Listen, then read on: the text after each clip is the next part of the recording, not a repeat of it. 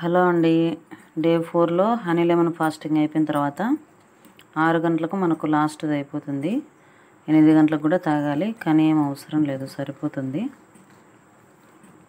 ప్రతి 2 అవర్స్కి ఒకసారి హనీ లెమన్ వాటరు, ప్రతి 2 అవర్స్కి ఒకసారికి నార్మల్ వాటర్ తాగాలన్నమాట. మామూలుగా మనకు హనీ లెమన్ వాటర్ తీసుకున్న తర్వాత ఖచ్చితంగా నెక్స్ట్ డే ఎనిమా చేసుకోవాలన్నమాట. మరి అందరికీ ఎనిమా అవకాశం ఉండదు కదా. మరి అట్లా అవకాశం లేని వాళ్ళు నేను చెప్పే ఈ పొడి తింటే కానీ మీకు ఎనిమా అవసరం లేకుండా నెక్స్ట్ డే ఫ్రీ మోషన్ అనేది అయిపోతుంది అన్నమాట. చూడండి ఈ పొడి ఇది వచ్చేసి జీలకర్ర ధనియాలు వేయించిందనమాట.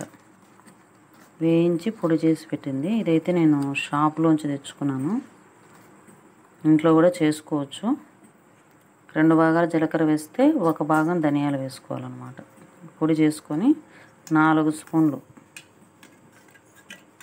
నార్మల్ వాటర్లోనే, ఏం వేడి చేయాల్సిన అక్కర్లేదు, ఉడకబెట్టాల్సిన అక్కర్లేదు, నార్మల్ వాటర్లోనే 4 స్పూన్లు వేసుకొని తాగాలన్నమాట. నెక్స్ట్ డే మీకు ఫ్రీ మోషన్ అవుతుంది. మళ్ళీ అంతేకాకుండా మామూలుగా కూడా ఎవరికైనా ఫ్రీ మోషన్ కాకపోతే ఇట్లా 1/4 లీటర్ వాటర్ తీసుకున్నారంటే ఒక 3 డేస్ వరుసగా మీకు ఎటువంటి మలబద్ధకం సమస్య ఎప్పటికీ రాదనమాట. వారంలో 3 డేస్ డే బై డే తీసుకుంటూ ఉంటే చాలా బాగా పెద్ద పేగులు అనేది క్లీన్ అవుతూ ఉంటాయి. ఇట్లా కలబెట్టేసుకొని తాగాలన్నమాట. మీకు గ్యాస్ ఫామ్ అవ్వడం కానీ ఏది ఉండదు. కాబట్టి ఈ విధంగా మీరు వాటర్ అనేది 1/4 లీటర్ అయితే తాగండి. ఫాస్టింగ్ ఉన్నా ఉండకపోయినా మలబద్ధక సమస్య, ఫ్రీ మోషన్ అనేది కావాలి, మలబద్ధక సమస్య ఉండకూడదు అనుకుంటే వాటర్ అనేది తాగారంటే బాగుంటుంది.